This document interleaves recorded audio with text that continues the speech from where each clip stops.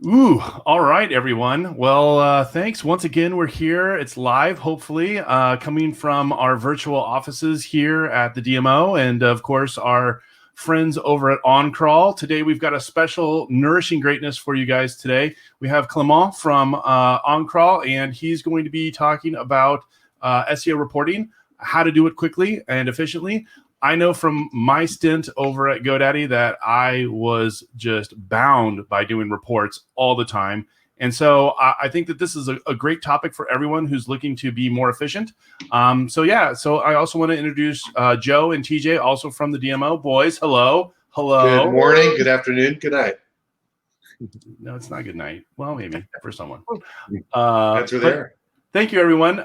So Clément, why don't you take over, take the reins, and let's get this Nourishing Greatness going. Sure. Let me share my screen. Oh.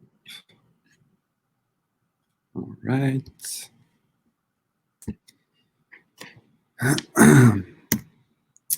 So, hi, everyone. I'm really happy to be with you today. My name is Clément. I'm a customer success manager at OnCrawl. As you can hear, I'm from France, but I've been living in Montreal for the past 4 years. Prior to OnCrawl, I was SEO consultant in an agency called Adviso, and I was the lead consultant in SEO for the National Bank of Canada, which is one of the two biggest banks in Quebec. And today we are going to talk about SEO reporting. So I'll start with a short quick introduction about reporting and the way you can talk to people who are not who are SEO illiterate. And I will share with you two examples where we use special reporting because we were working with other teams. And then I will give you a few examples of simple KPIs that you can use in contexts where people don't really understand SEO. And I also wanted to talk a bit about attribution models because it changes the way you can measure conversions in SEO. I have a lot of information to share. So yeah, if you have any question, I will answer them at the end. So finding a way to make SEO work easy to understand. First, I wanted to share with you two different maturity models that you can find on Moz. I think those are pretty useful as I was working in an agency before.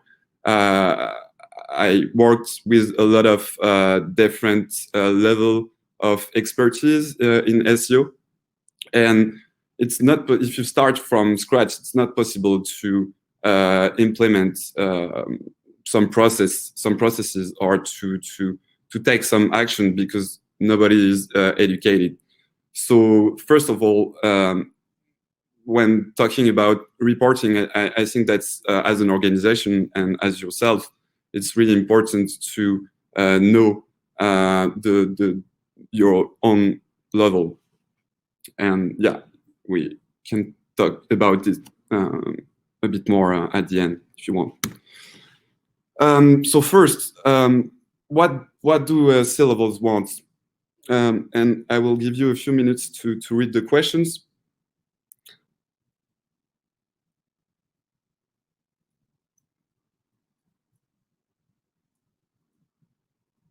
So as you can see, those are pretty simple questions. In fact, it's pretty easy to answer them if you have the good process and also the good KPIs. And again, there is a link on the bottom left with more information. It's an article from Moz, and it's exactly the same topic on what we are talking about today. So I wanted to start with a simple example I had a few years ago when I was working for the National Bank of Canada. So they wanted us to build an SEO-friendly content strategy. They had a blog which was on another domain, and as you can see on the left, the blog was pretty obsolete. So we had 6,000 pages, and we hadn't a lot of traffic at that time. And on the client side, they had only one SEO. I was leading the project. I had a lot of people who, it was complicated to make them understand that working on an SEO point of view on a content strategy was a good strategy. So we had to convince them. They were not well educated about SEO, and they had a lot of different. I was working with a lot of different teams, especially the content team, which was not specialized in SEO.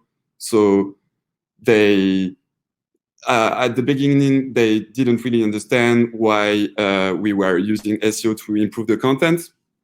So we had to find some ways to involve them and to make sure that they will be happy with the result. So the objectives of that project was to make the clients a go-to for financial advice. We wanted to measure the effectiveness of efforts and investments in content. And we also wanted to strengthen the core domain, so the SEO authority, internal linking, and the user research experience. So in order to do that, remember we had 6,000 pages to analyze. It was basically a migration, but only for the content parts or the content pages. So we had to find a way to sort the content, not only on an SEO point of view, but also for other teams, so for especially for the content team. So we had to pick some KPIs that would be useful to help them to understand that we were doing a good job. So I won't talk about all those KPIs today, but in italics you can see the KPIs we choose to report to them, and we were keeping the rest for us. And if they had questions, we could answer. But we wanted to focus on precise KPIs to answer simple questions. And we didn't want to flood anybody with all those KPIs, which are pretty important for SEO, but not really for other teams. So we did that. We sorted all the content using that process and those KPIs. And at the end, we were able to have a huge file with a URL rating for each page. And as you can see, we had really good results.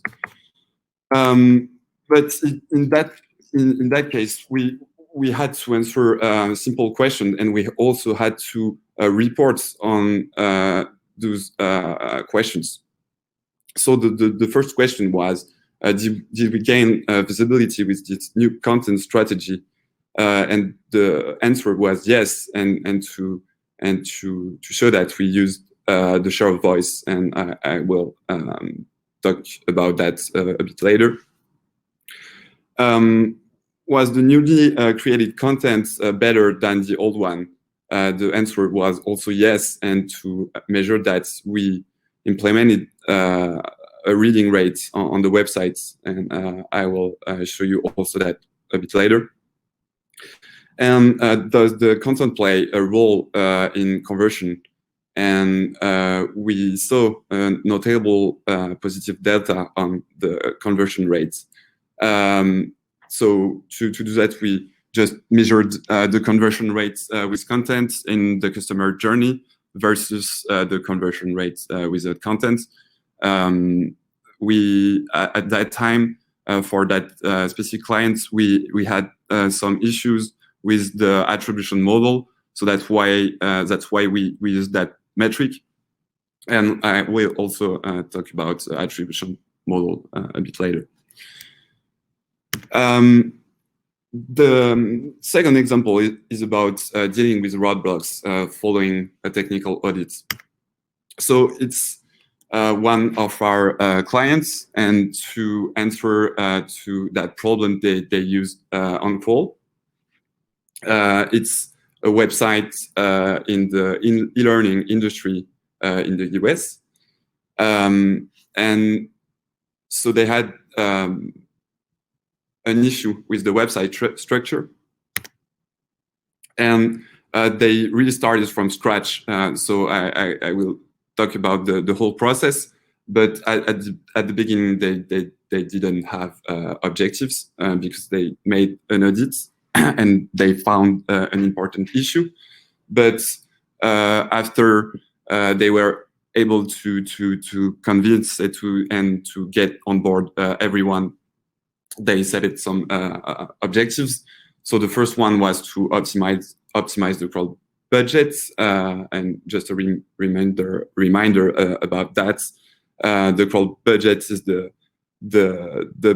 budget that Google allows to your website to crawl your pages. So the bot is basically going on the website every day and crawling some pages, and you can improve that by removing some pages that are not useful in SEO that you don't want to be crawled. Then they wanted to optimize the internal linking to improve discoverability of important pages, and they wanted to have a growth, a year-over-year growth of monthly unique users. So as you can see, they over-delivered on forecasted results by 30%, and they had way more newly SEO active pages, so they improve the crawl budget of the website. And as I was saying, it's an e-learning platform. So it was really important to them to segmentate the website in order to know which directory is the most important for the website. And in that case, they used a lot the question directory, and most of the traffic was coming from those pages.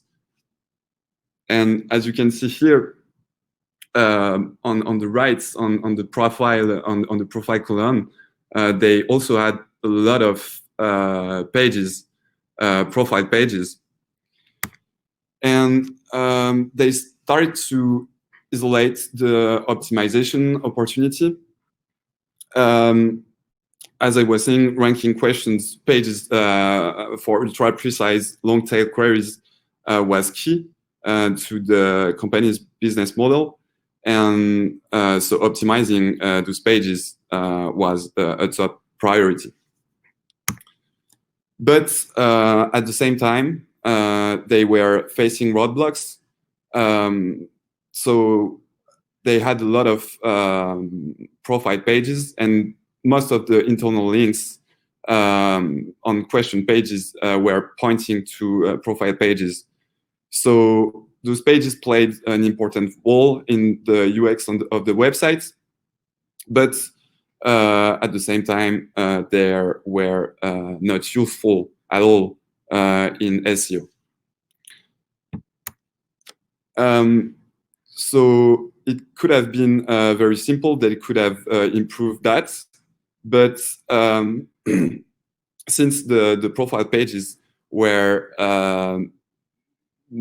had a low value, SEO low value, and it was also really important for the user experience because if I go back here, profile pages provide information about the user, so they couldn't simply remove those pages. And at that point, it was not an option to modify those pages because so it was a low value SEO. They were interdependent on other platforms, and so the projects, different projects on that client about profile pages weren't prioritized to be updated for several years. They had a technological depth, so the development teams were not able to prioritize projects associated with profile pages, and as the page were a little marketing value, there was no business reason to justify the resources to de-index them. So they had to find another way in order to launch the projects and to get everyone on board. So they started to find a way to educate the different teams. So on that project, they had an engineer team, a development team, C-levels, and also SEOs. So to get everyone on board, they decided to prove in a simple way that the profile pages were wasting a lot of the crawl budget. So as you can see here on that dashboard, profile pages have a lot of internal inlinks, also questions, but profile pages have a lot of internal inlinks. So between 30 and 60% of the Googlebot hits, so the crawl budgets, were wasted. And they had to show the usefulness versus the cost of the project. So it was low risk because the project was not complex or hard to predict. It was just a low priority. It was low cost because the technical solution would only require one engineer for only a few sprints. And it was easy to measure and to monitor because they had quantitative data to measure the action and the results. And it was also impactful because there was a business benefit to be gained. And it was also a way to them to start other SEO projects after that, because once the internal linking of the website was cleaned, it would be easier to launch other SEO projects. So they continue to try to convince everyone and to try to educate everyone. So they did a lot of brainstorming with different teams in order to explain them the different KPIs which were useful in that case. And here, as you can see on the left, it's representing the links flow or the whole internal linking of the website. So there are different directories, but as you can see, profile and question directories are the most important talking about links, and the relationship between them is also really important. And if you remove and on that specific dashboard, you can do that on OnCrawl. If you remove the profile directory, just to check if anything is better, you'll see that around 90% of the internal linking and the SEO juice of the website is dealt to the question directory. So it was clear that the solution was to remove or to improve the internal linking on the profile parts in order to improve the rankings on the question directory. The second step was to show and to explain to the different teams that the inlinks were really important in that case and in that specific industry.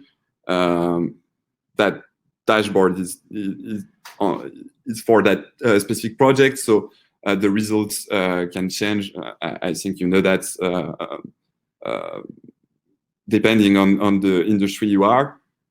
But in that case, you can see that for position between 1 and 10, inlinks are really important. So it was a good way to show them that if they were able to improve the internal linking, they would have better rankings on important pages. After that, they worked on the crawl behavior, and they used that specific dashboard to show that the profile directory was using a lot of or used a lot of resources from the crawler. As you can see, it's almost the half of the crawl budget of the website, and that's really an issue because those pages are not important in SEO. So if they could find a way to remove those pages, to de-index them, or to remove some links from them, it will help the rest of the website to be more crawled and to have better rankings. And at the end, they had to prove the correlation between the crawl. So the more a page was crawled, the more the page had impressions, so clicks also. And they were able to prove that with that graph, because as you can see, if there is no hits from Google, there is really a few impressions. But when there are a lot of hits from Google, there are also a lot of impressions. So they were able to prove that using that graph. So they were able to prove the link between the work they wanted done and the big picture for the e-learning products, because those question pages were not only important for the SEO team, but also for the business. So they could demonstrate that they were aligned with the rest of the company, and that the work on internal links was in the big picture. They had a lot of technical workshops to help engineers to understand why the modifications were important, and they used data from OnCrawl to ensure that the engineers had a basic understanding of SEO principles. And they focused on the KPIs, the KPIs they used for that specific project. So internal page popularity, internal linking structure, crawl budgets, and correlations between crawl budgets and direct ranking factors. So in that way, they were able to make them understand that it was important not only for SEO but for the whole company to work on that project and to prioritize it.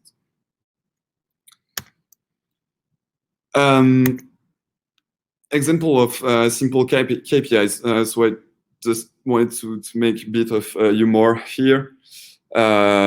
Maybe you recognize a data studio dashboard, which is pretty useful to us SEOs, but it's when you don't understand anything about SEO, there are too many metrics.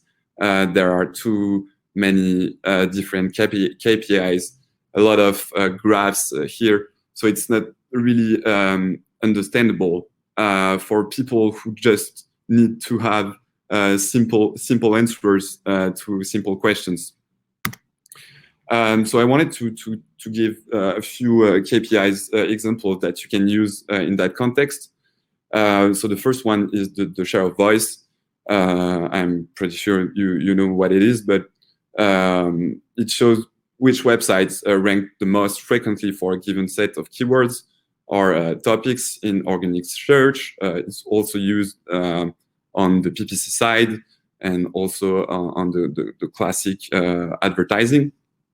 And it's really helpful for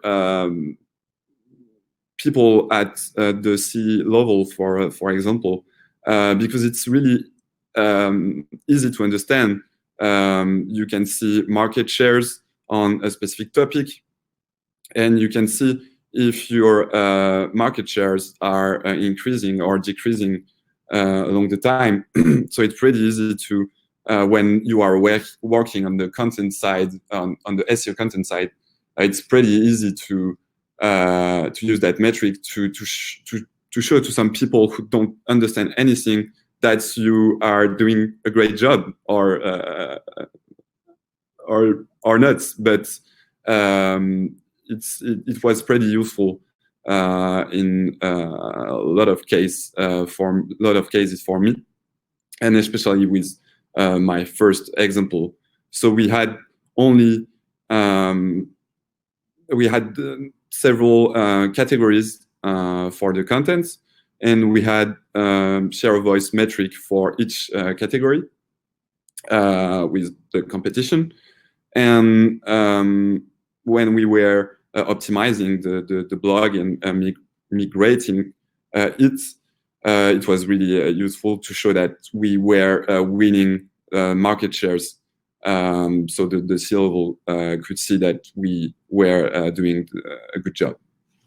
But it's a very high level metrics. So sometimes I mean, for SEOs, as an SEO, I don't really like that metric, but I can understand that it's pretty useful for people who don't understand SEO, because, for example, if I take a given set of keywords, maybe I forgot a keyword, or even more if it's something else who sets the share of voice, they can hide some bad rankings in order to look more to look better. So that's a good metric if you can control that. There are a few tools who do that metric. I'm thinking about GetStats, but they are way more. When I was working on the agency side, we used a custom metric. We used a lot of data from SEMrush, and we had also custom tools at the agency on the content side, just to be sure that those keywords were content keywords and not conversion keywords. So yeah, but still it's pretty good KPI. I also wanted to talk about the reading rates. It was also useful to me in a lot of different cases. That metric could be hard to set if you work alone. We were working with an analytics team, and as you can see on the right, it's an Adobe dashboard, and which is what is interesting here. It's that column. So we had trackers on content pages to measure the percentage of scrolling to the end of the article. And so we had 25% tracker, 50% tracker, 75, and at the end of the article. And to be sure that the metric was the same on desktop and mobile, we found a place on the page that was the same for the two versions. So we were able to check if the page was crawled, and to be sure that it was accurate. We also used the average time spent on page, and we changed the way to measure it. So they had to trigger one tracker, which was the reading rate. So it was the first one at the top of the article. So it was 0%. And when it was triggered, we were able to check the average time spent on page. And as you can see, we also, in that case, measured the number of words per article. We did that with some Python in order to double check if the average time spent per page was accurate with the number of words. And it works. It worked really well. The content team was really happy with that metric, because they finally had a metric which was not SEO, but which was measuring the effectiveness of a content strategy from a user experience perspective. So it was pretty useful to them. And finally, I wanted to talk about the ROI of an SEO effort, which, in my opinion, is pretty difficult to determine because of the attribution model, but we'll talk about that a bit later. But it changes the way you measure the organic revenue, because if the conversion is for instance last touch, and the SEO was before, the channel SEO was visited before, it will not be counted as an SEO conversion. So it will be harder to estimate the organic revenue. But otherwise, it's pretty simple to set that kind of metric.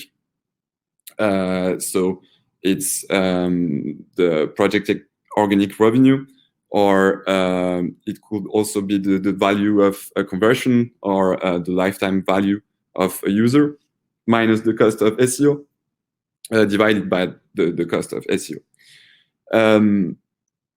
I want to add something here. Sorry, yeah, I will go back on that later. And you also have to be careful because the ROI measure is different between conversion tracking for e-commerce sites versus lead-based businesses. So yeah, you have to be careful with that. I wanted to talk about the lifetime value of a user, or a conversion value of a user. I don't know if that's your case, but I've seen a lot of different important companies that do not really know those metrics, and that are not able to calculate it. If you are in that case, you should focus on that first, because you won't be able to do anything without that, or at least you won't be able to measure or to determine the value of an SEO project. About attribution models, I didn't want to talk a lot about that part, but just a quick reminder. So an attribution model is a framework for analyzing which touch points, marketing channels receive credit for a conversion. So each attribution model distributes the value of a conversion across each touch point differently, and there are 6 common attribution models. And you can see them here. The most common one is the one I talked about a bit earlier. So it's the last interaction attribution, also called last touch, which in most of cases is pretty good, because nowadays it's pretty hard sometimes to follow a customer journey. Someone can connect, or someone can check Facebook and go and click on ad for shoes, and then go on the website, and then a few days later they can use their cell phones to go back on the website, and they don't really remember the name of the website, so they go on Google and they remember the name of the shoes, and finally they find the website, and after that, a few days later, they remember the name of the website, so they go directly through the navigation bar on the website. And in that case, if you use the last touch model, it will be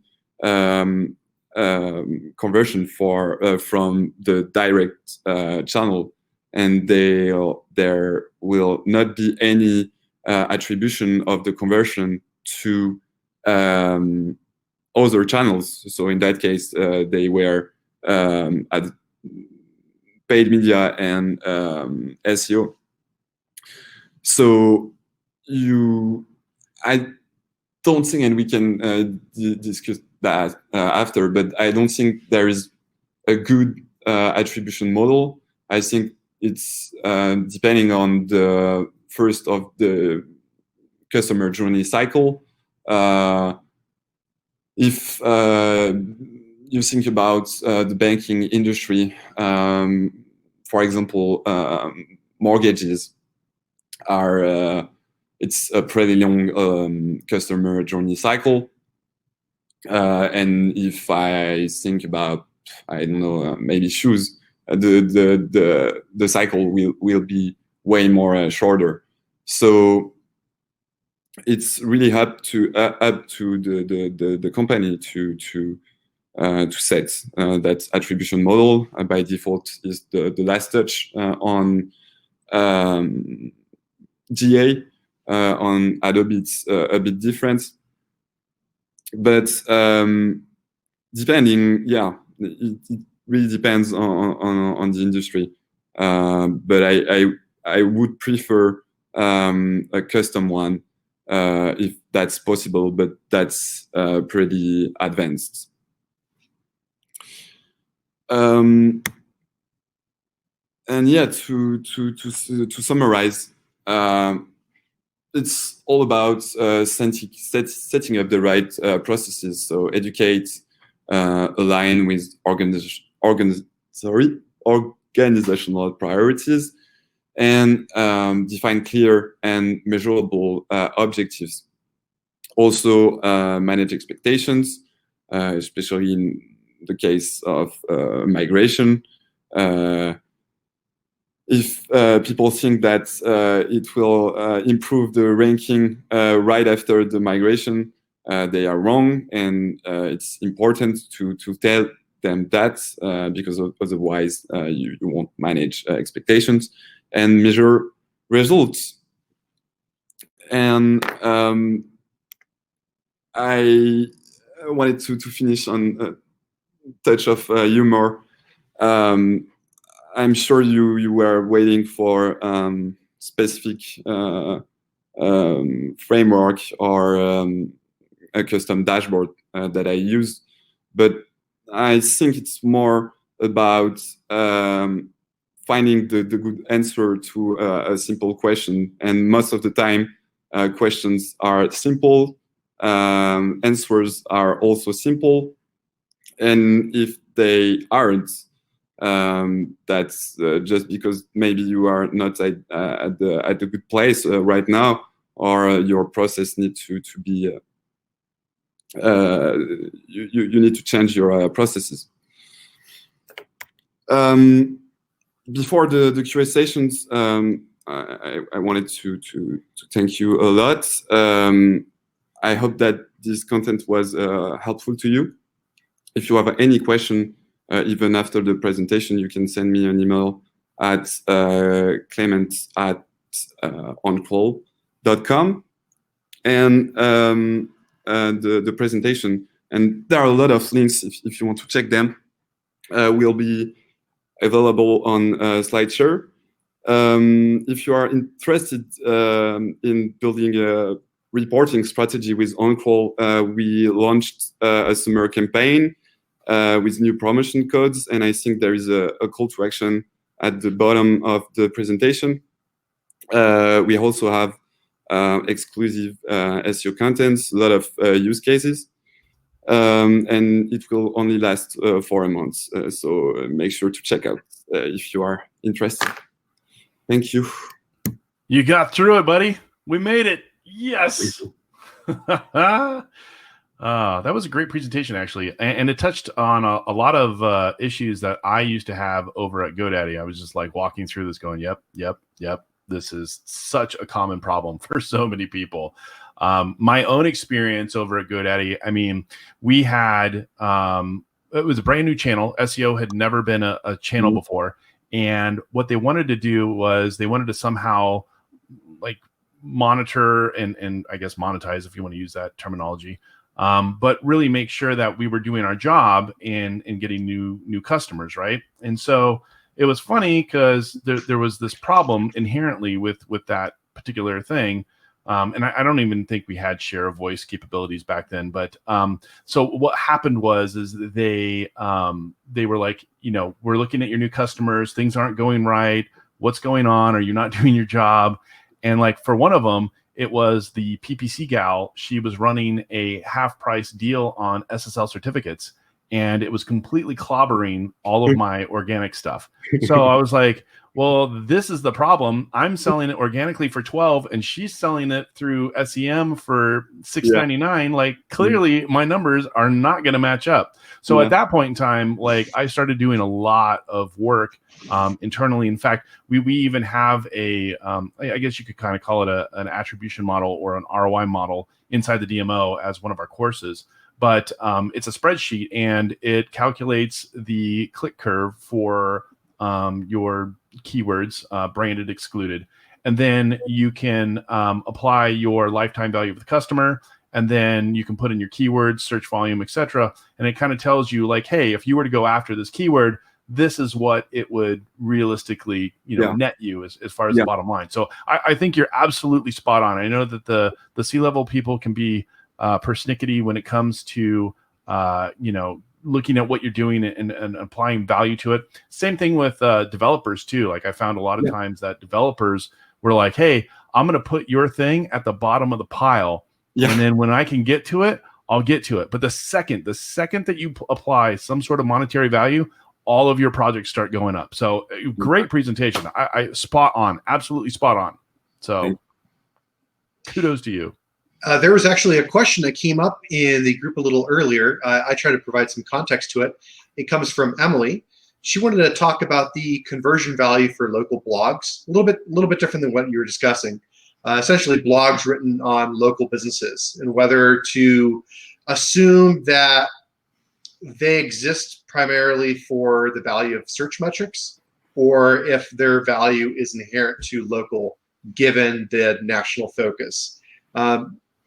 It's one of those depends answers, of course. Yes. Oh, okay. So yeah, you don't want me to answer that? Oh no, you absolutely, please answer. Yes, we want you. Yeah, you're right. That depends a lot. Yeah, let me check again the question. Yeah. So yeah, okay. The business is local, but the blog is national.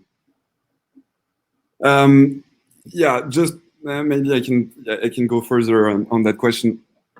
In general, that's pretty hard, and even more for small companies to find or to evaluate the value of the content and the production of the content, because in fact, yeah, depending on the quality of the content, but it costs a lot when you want to produce good content. But at the same time, it's pretty hard to find a way to evaluate how it's helping to convert. So yeah, that's. I would say too, like you could add like an example, right? So like what's a brand? You know, it'd be like Arby's, right? So you've got Arby's locations all over the United States, and you have the Arby's blog. Well, what function does the blog have on a national level or a local level, right? So you're going to be branding traffic at that point. Hey, we got the meats. Here's all the stuff that we're making. Yeah. You can order these special menu items, and then it just applies to the local shops, right? So, you know, I don't think that there's a way that you could really leverage it very easily. Like you wouldn't want to say this one location does this or that location does that, because then you open Pandora's box, and it won't convert. I don't think it'll convert. It'll just be kind of messy. So. Yeah, you're right. And yeah, in that case, it was the same for also the national bank. Sometimes it's just a question of visibility. You want to be a go-to for specific expertise, and it's useful for the awareness, but not for conversion sometimes. Yeah. What would your take be on if you were to? So I'll give you another example with GoDaddy.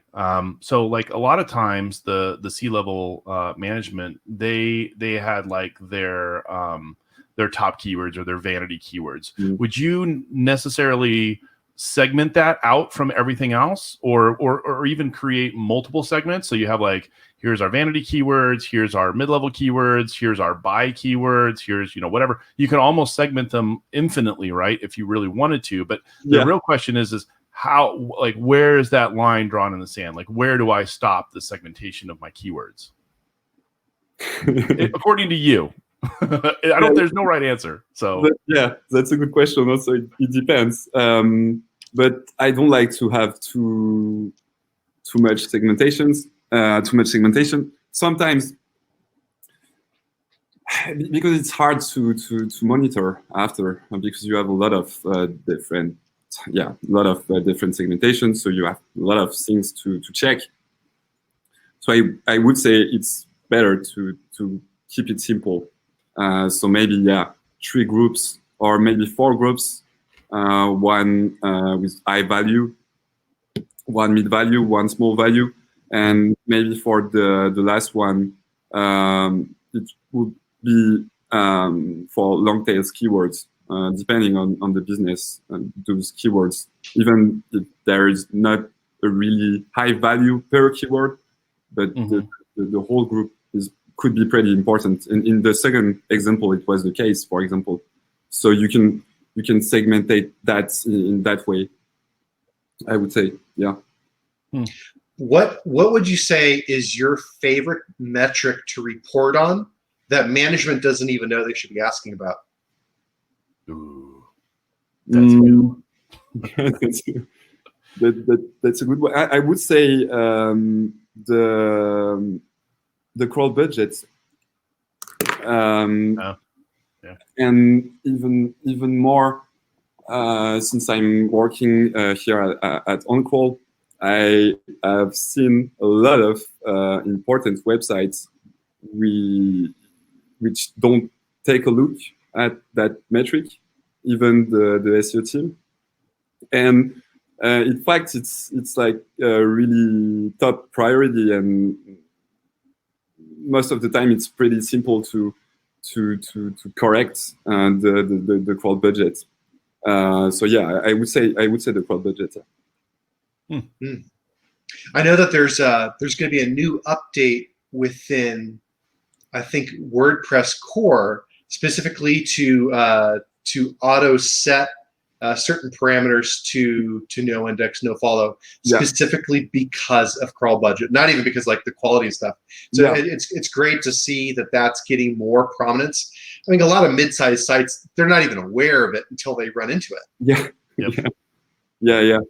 And I've got an audit next week where I've got the same problem. I know that there's a crawl budget issue. They've got like thousands upon thousands of pages that are just so crammed deep in their site that it's just wasting nothing but crawl budget. It's crazy. Yeah, it's a common case when websites are using WordPress, because they had a lot of strange pages that they don't know. And in fact, it's wasting their crawl budgets. Well, cool. I think what we'll do is we'll call it. It was a great lunch and learn, Clement. We really appreciate you and OnCrawl. There's a button down below. I'm in the middle. There's a button right there. Look at that. That's so awesome. Please visit OnCrawl. It's a great software, great solution for a lot of us SEOs that are out there. Both for agencies and for independents. So once again, Clement, we thank you so much for spreading some knowledge and wisdom. And as we tell everyone, thank you for joining us on this DMO Lunch and Learn, Nourishing Greatness with OnCrawl. If you want more quality content like this in the future, please just join the DMO. Right now, our memberships are free. You can find it at digitalmarketers.org. And that's it. Thank you, everyone, for joining us today. We really appreciate it. Thank you very much. All right, thanks. Bye. Bye, Jeff.